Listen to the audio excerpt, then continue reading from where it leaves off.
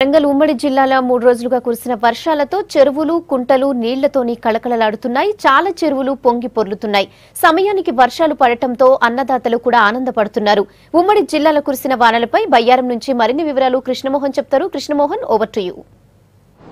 3 దినాల సంది కురుస్తున్నటువంటి వర్షాలు తెరిపించినాయి. ఇప్పటికే ఎండ కొడుతుంది. ఉమ్మడి వరంగల్ జిల్లాలో కూడా భారీ వర్షాలు కురిశాయని చెప్పొచ్చు. అంతటా కూడా ఒక మోస్తారు నుంచి భారీ వర్షాలు కురిసినాయి. ప్రధానంగా భూపాలపల్లి, జయశంకర్ జిల్లా, మహబూబాబాద్ జిల్లాలలో కూడా అత్యధికమైనటువంటి వర్షపాతం నమోదైంది. ఇక్కడ ఇప్పటికే చెరువులన్నీ కూడా మత్తడి పోస్తున్న పరిస్థితి నెలకొంది. ఇక్కడ మనం ప్రస్తుతం మహబూబాబాద్ జిల్లాలో ఉన్నటువంటి బయ్యారం చెరువు దగ్గర ఉన్నాం. ఇది కాకతీయుల కాలంలో నిర్మించినటువంటి చెరువు.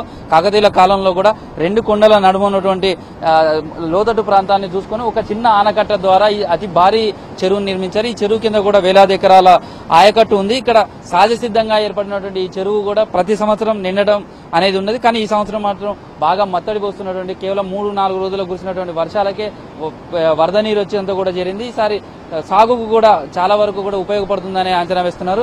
అదేవిధంగా మనకు 5 జిల్లాలకు సంబంధించినటువంటి డాటా కూడా చూస్తే ఇరిగేషన్ అధికారులు ఇచ్చిన వరకు కూడా వరంగల్ అర్బన్ జిల్లాలో 1000 చెరువులు ఉంటే దాదాపు అందులో 618 చెరువులు ఇప్పటి వరకు కూడా 25% నిండినాయని అంచనా వేస్తున్నారు. అదేవిధంగా 50% వరకు కూడా 176 చెరువులు నిండినాయి. 100% వరకు కూడా 54 చెరువులు నిండినాయి. అదేవిధంగా వరంగల్ రూరల్లో 766 చెరువులు ఉంటే 413 చెరువులు ఇప్పటికే 25% నిండాయి. అదేవిధంగా 50% 222 చెరువులు నిండాయి.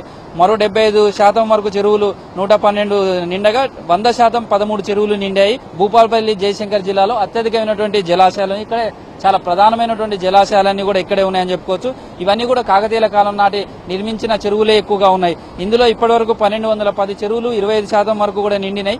ఇందులో 770 చెరువులు 50% వరకు కూడా నిండాయి. 30 చెరువుల వరకు కూడా 100% నిండినాయి. చాలా వరకు కూడా ఇక్కడ చెరువులన్నీ కూడా మత్తడి పోస్తున్నాయి. ఈ నిండినాయి. వాగులు, వంకలకు సంబంధించినటువంటి కూడా ఇప్పటికే దయ్యాల వాగు కావచ్చు, బొగ్గుల వాగు కావచ్చు, ఇవంతా కూడా పొంగి పొర్లుతున్నటువంటి పరిస్థితి నెలకొంది.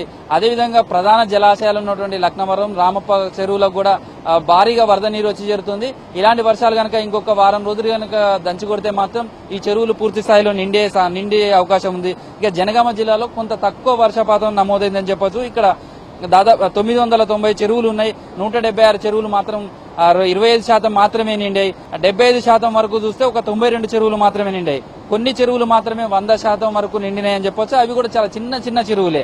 కానీ మహబూబాబాద్ జిల్లాకు వస్తే మనకు 1940 చెరువులు ఉన్నాయి. వీటిలలో ఇప్పటి వరకు కూడా చూస్తే 482 చెరువులు 25% నిండగా 50% వరకు కూడా 656 చెరువులు ఉన్నాయి. అదేవిధంగా 349 చెరువులు 75% పైగా నీటితోటి కలకల్లాడుతున్నాయి. పూర్తిగా నిండి మత్తడి పోస్తున్న చెరువులు 240 వరకు కూడా ఉన్నట్టుగా ఇరిగేషన్ అధికారులు గుర్తించారు.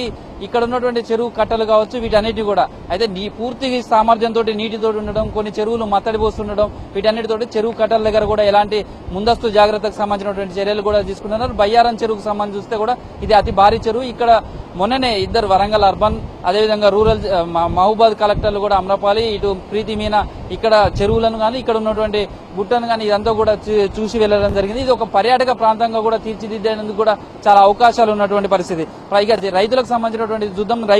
కొంతమంది ఇక్కడ రైతులు కూడా వచ్చారు, వాళ్ళతో మాట్లాడదాం. అంటే ఈసారి పంట ఎట్లా ఉండబోతుంది, వాళ్ళకు ఈ వర్షాలు ఏ విధంగా ఉపయోగపడతాయి అనేది తెలుసుకునే ప్రయత్నం చేద్దాం. అంటే చెప్పండి, అది ఇక్కడికి వచ్చిన తర్వాత వ్యవసాయం ఈసారి ఎట్లా ఉండబోతుంది అనుకున్నారు? ఈ వర్షాలు ఎలా ఉన్నాయి సార్?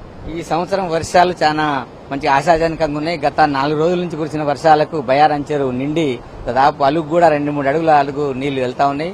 పంటలు సక్రమంగా పండేటువంటి అవకాశం ఉంది. కానీ ఈ వ్యవసాయానికి నీళ్లు అందాలంటే ఖచ్చితంగా దాదాపు 20 కిలోమీటర్ల సుమారుగా కాలువలు ఉన్నాయి. వాటికి అనేక గండ్లు, చెత్త చెదారంతో నిండి ఉన్నాయి.